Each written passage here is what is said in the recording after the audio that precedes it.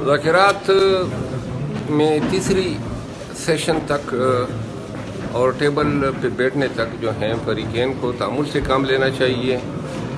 یہ چھوٹی چھوٹی باتوں پہ جو ہیں تنخواہ دکھانا، غصہ دکھانا یا ایک دوسرے کے خلاف بیان داغ دینا، اس سے مذاکرات کے لیے ماحول خراب ہوگا.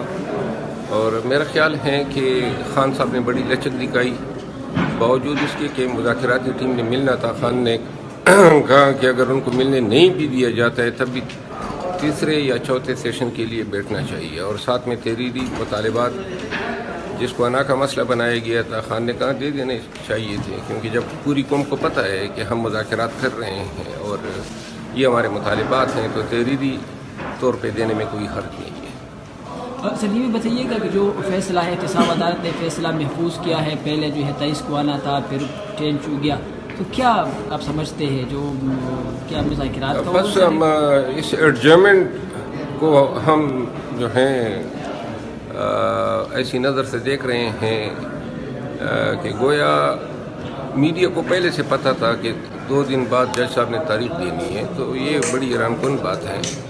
کہاں سے یہ اخذ کر لیا گیا، کس نے میڈیا کے ساتھ یہ بات شیئر کی اور عین اسی طرح ہوا.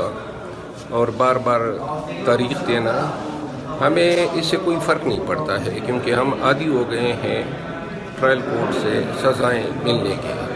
اور باقی جو ان کیسز کا انجام ہوتا ہے وہ آپ سب کو علم ہے. سارے کیسز جو خان کے خلاف لائے گئے ان سب کا نتیجہ پوری قوم کو معلوم ہے.